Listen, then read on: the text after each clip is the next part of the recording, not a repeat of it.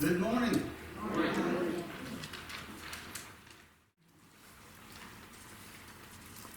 We'd like you to turn with me this morning for just a few moments to the 19th Psalm.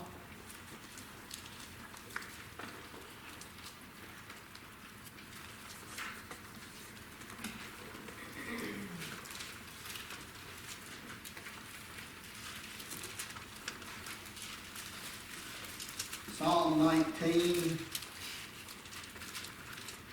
Now, consider specifically the last three verses, 12, 13, and 14 of Psalm 19.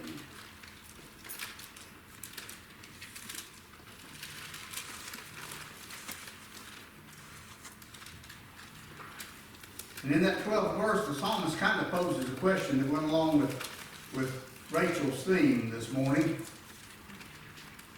Who can understand his errors?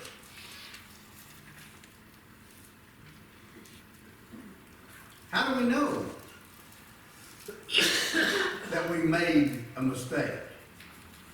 How do we know that we stepped where we shouldn't have, spoke when we shouldn't have, failed to pay attention when we should have? Who can understand his errors? You see, sometimes knowing my fault means more than just knowing that I did something wrong, but knowing why I did it, knowing where the mistake actually lay, knowing where the fault was. Was it lack of understanding? Was it lack of care? Was it a failure to love? Why did I make that? Who can understand his errors? And then the psalmist says, cleanse thou me from secret faults.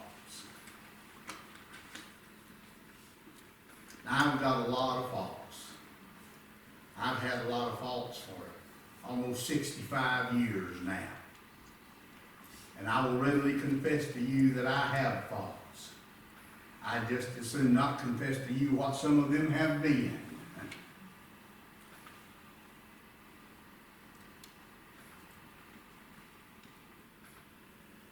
But I need to understand what they've been. I need to be able to look those things dead on and confess that I was wrong.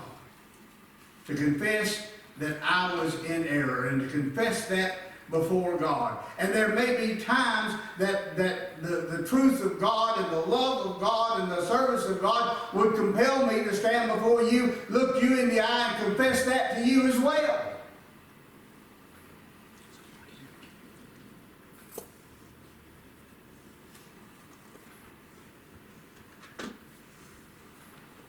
You know, one reason that God's people are so slow to confess their faults to one another is because in general, God's people don't do a good job of showing their love for one another. If I come to you knowing that the instant I confess a fault, that you are going to not just judge me, but condemn me. You see, judgment doesn't necessarily require condemnation. But in our thinking in this day and time and in the vernacular of the world today, that's always what we think of. If somebody says to you the word judgment, what do you think of? You think of punishment. You think of condemnation. You think of embarrassment. You think of some sort of negative connotation. Child of God, I want you to know this morning that it was the judgment of God that you were worthy of His love, of His mercy, of His grace. It was God's judgment that sent His only begotten Son to stand in your room instead. It is God's judgment that we should have the grace to understand our faults and to not have them kept in secret.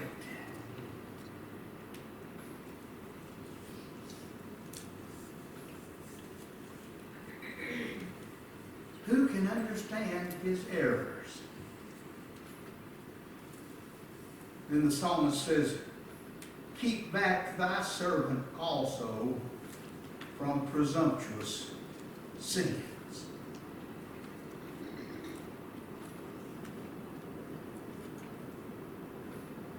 You see, David knew, as do you and I, that we are oftentimes impulsive creatures, that we oftentimes react to things before we think about things, that we have certain reactions and certain behaviors that are so much a part of our nature that sometimes it requires effort for us not to react to things in that fashion or in that way. If somebody walks up and smacks you, what's your first inclination? It's not to just look them in the eye and say, I forgive you for that. Is it? You don't look at it and say, I don't understand that, but sit down here and let's talk about it. No, your first inclination is to see if you can double the impact. We're presumptuous, aren't we? I mean, suppose for a moment that someone had, and this is a poor illustration at best, but when we begin to try to compare natural things to spiritual things, the illustrations are always poor, quite frankly. But what if you took a moment to find out what was going on, and somebody had told this individual that they just heard you say something terrible about their mother? Would that change the way you felt about what they've done? Might not change the overall effect. Might not remove that sting from your face. But it'd go a long ways towards calming your heart, wouldn't it? Now, obviously they got a problem if they were willing to believe that of you, either they didn't know you very well, or else maybe you in the past given them reason to think it might be true. I don't know. But the point is that we are presumptuous by nature, and that if the Lord does not constrain us, if the Lord does not hold us, if the Lord does not keep us, we are going to be guilty of presumptuous sins. You ever get it in your mind that somebody is out to get you? We're all prone to that at some point in time in our lives, aren't we? That there's some great conspiracy going on in our lives, that somebody's just after us.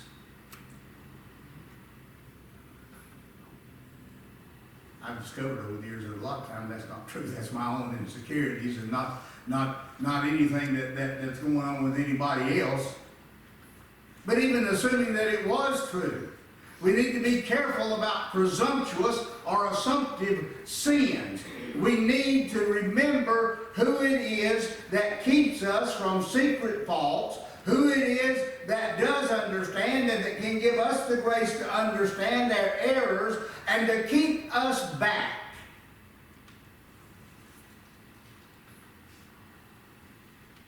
You see, David knew that his nature was given to presumptuous sins. You know what it means to keep somebody back from something? Have you ever seen somebody about to do something that you knew was not going to turn out well? I remember as a kid being up in the hayloft of the barn one day playing with a couple of friends, and we'd all been playing superheroes. One of them decided he was going to show just how super he was, and he was going to fly out the loft door.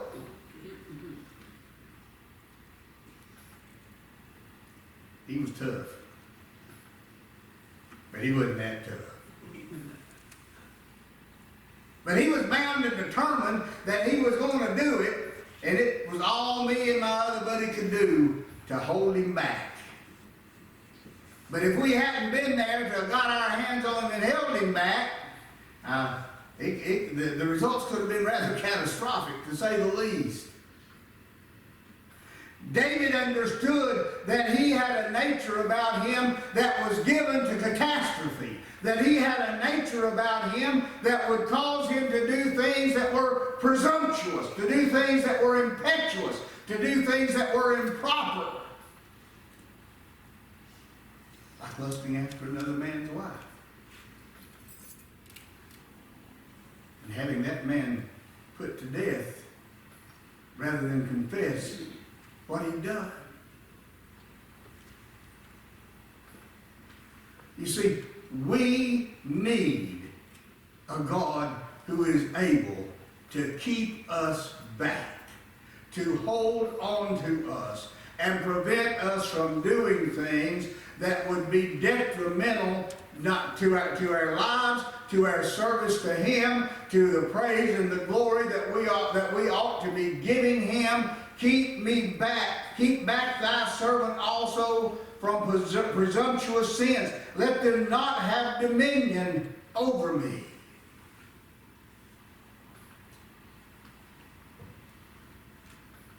Any of you here still of the opinion that you're big enough to get through life on your own?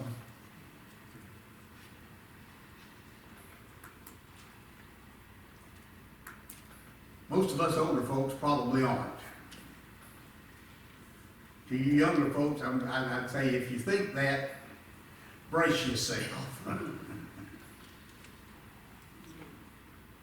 But I want to assure all of us that we have one, that one reason that as we get older that we don't seem to fear that quite so much is because we have learned to pray David's prayer here. And in the praying of that prayer that we have learned that God is faithful and that God is loving, that God is merciful, that God is earnest. Lord, let them not have dominion over me.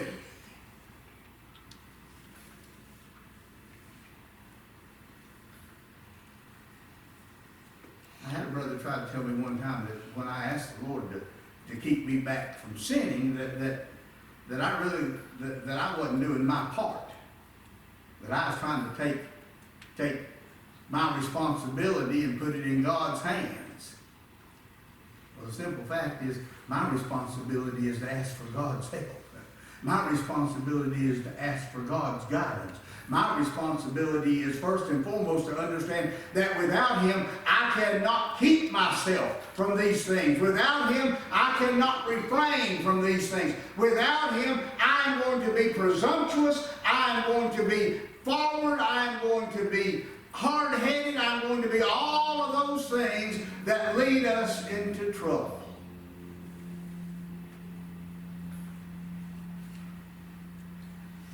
When I cast myself on Him, then I have some hope. Then I have some consolation. Then I can have some confidence that I've got a friend that loves me enough and that sticks close enough to me that when I'm ready to launch myself out that lost door, that He gets hold of my cape and says, "Well, you just wait a minute. That's not a wise thing to do."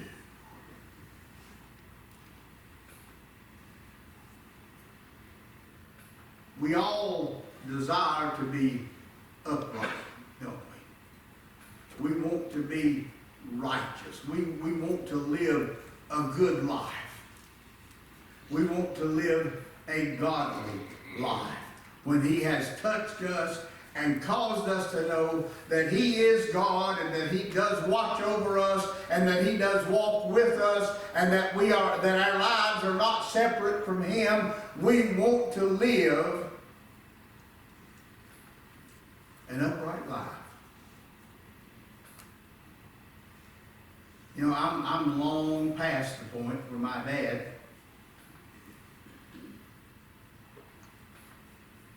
could physically put a stripe on me if I didn't want him to. It might still be a close thing, but at least I think I'm doing it.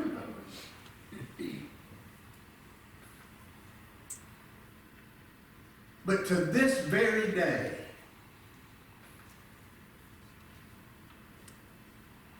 I'd rather not do anything that I thought would bring him harm, bring him hurt, bring him shame, cause him to be embarrassed to admit that I was his son. that still, the thought of that still to this day quickens my heart in a way that I don't really have words to describe. And it's not because I'm fearful of what he's going to do to me. It's because I'm afraid that I won't show him the love and the honor and the respect that he is due.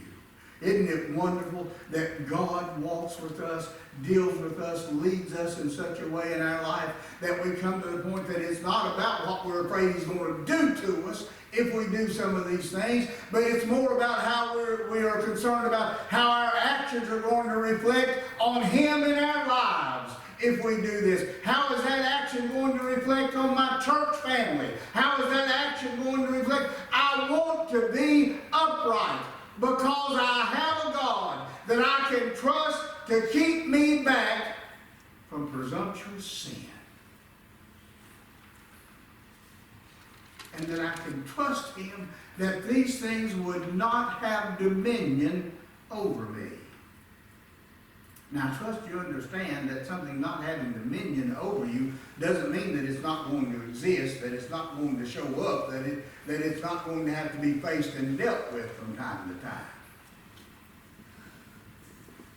How are you going to know that it doesn't have dominion over you if you don't have to face it down?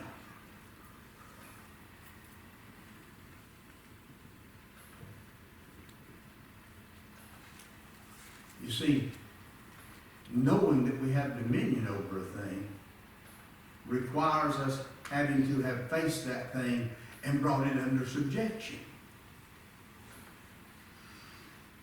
It requires us sometimes having to look fearful situations in the eye. I've never been afraid of dogs. I'm still pretty much to this day not afraid of dogs. But there have been a time or two that I've been presumptuous. Like when a neighbor of ours had a beautiful Dalmatian, she was just the friendliest thing, and I've been around her I don't know how many times, and she'd had a litter of pups one day, and they had them in the barn, and I was going to see the pups, and I walked into the barn, and this sweet, gentle, good-natured little dog was all of a sudden standing with her paws on my shoulders, and her muzzle right here going, "Arr." That's what presumption will get you sometimes.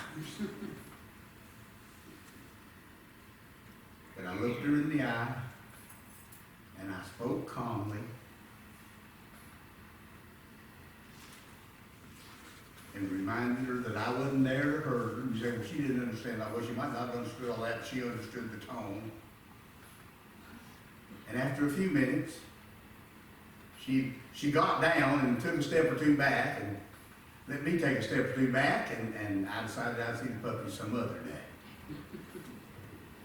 See, the point is, I did have dominion.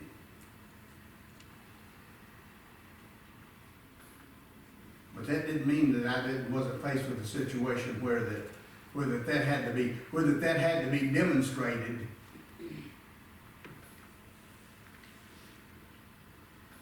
to my consolation.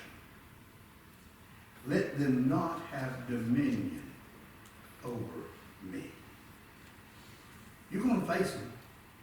You're not going to come to a point in this life where you don't face temptation, where you don't face some sin, where you don't face choices, not that are going to affect your eternal destiny, but that are going to affect your joy and your peace and your consolation here in God's kingdom. And those things are there to teach us that by God's grace, He does not let them have dominion over us.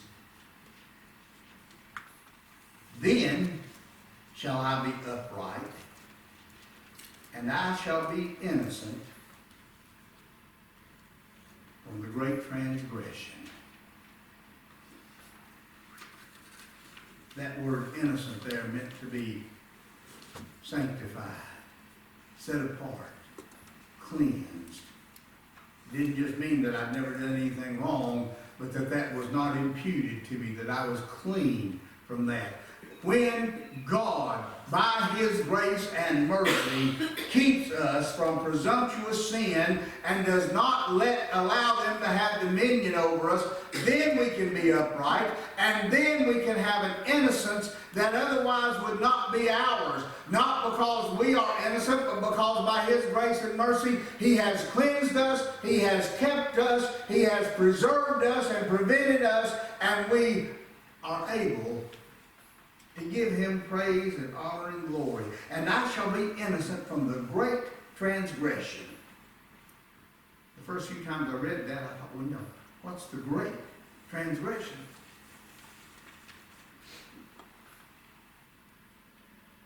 And doing a little digging into the language there, we understand that he wasn't saying that there was a particular transgression that was great.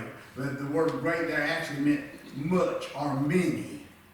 That he would by His grace, because He kept me from presumptuous sin, because He did not let them have dominion over me, that I could walk upright, that I could walk in His righteousness, that I could walk in His power, that I could live according to His control, and that I would be saved, or that I would be spared, that I would be innocent from many transgressions. Child of God, how many transgressions has His love and grace kept you from in your life? I'm afraid the list is longer than I could number, because I'm sure He's kept me from some transgressions that I wasn't even aware I was on the verge of making.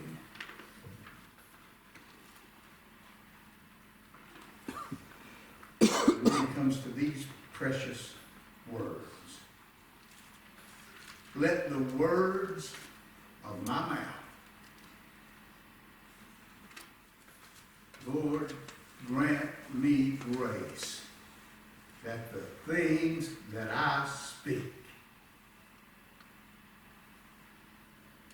be acceptable in Thy sight.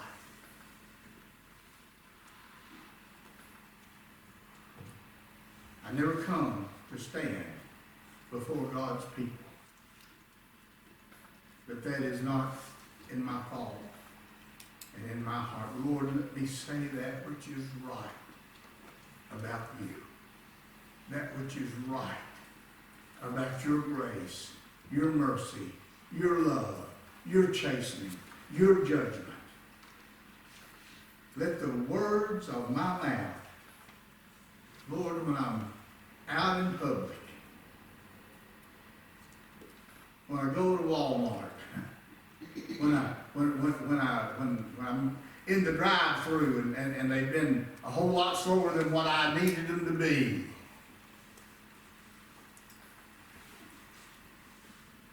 Lord, let the words of my mouth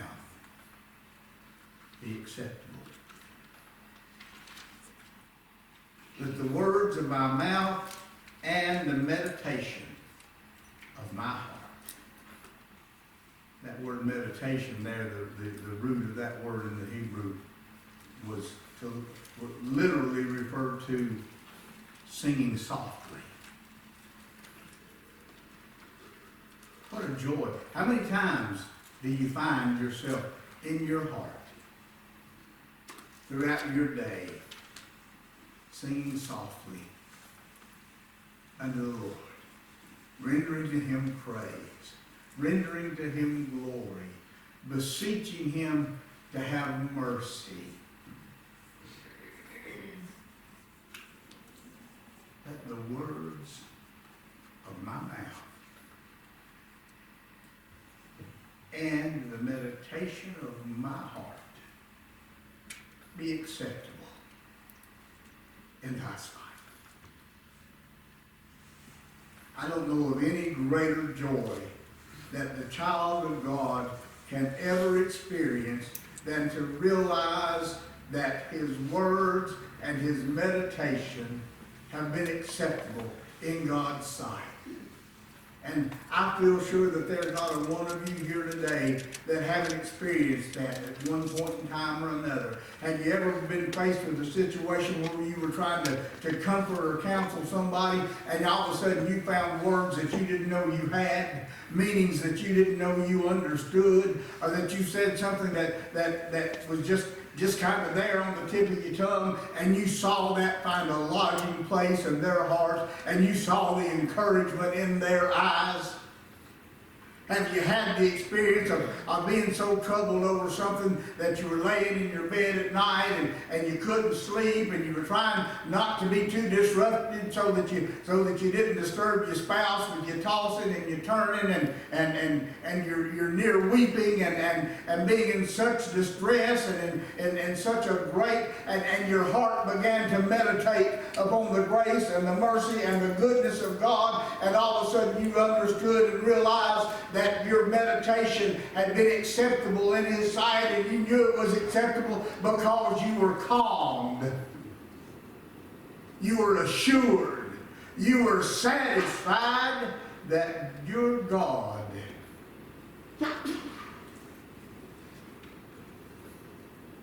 had heard you.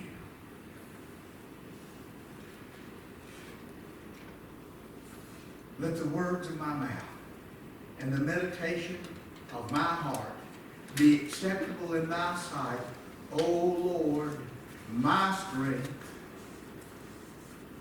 and my Redeemer. That word strength there came from the word literally, and it's my rock. That He is my rock. That He is unshakable. That He is immovable.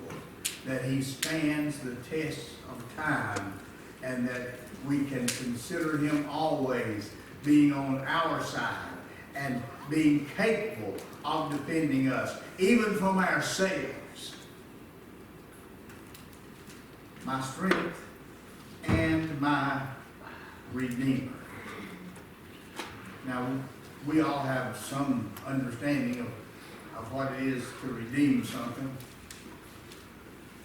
I don't know about y'all. I remember my mama used to say S&H green stamps.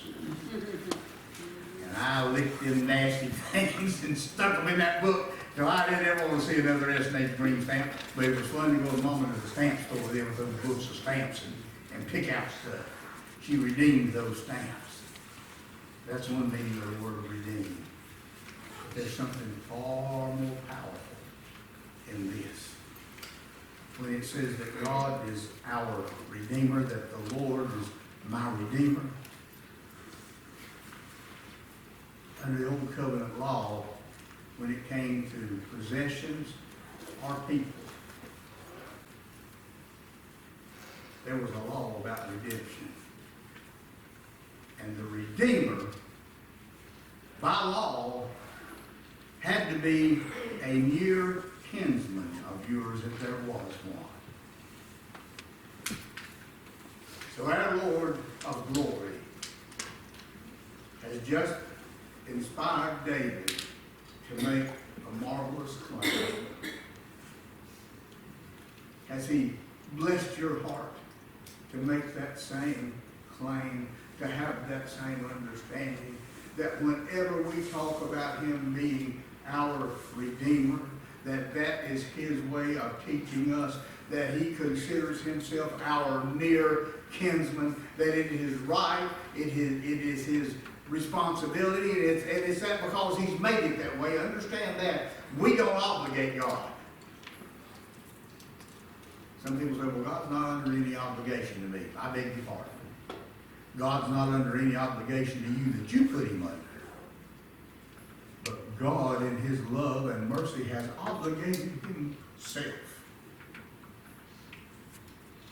As amazing as that thought is to me, that He obligated Himself to love you, to save you, to adopt you, and willingly be our near kinsman, our rock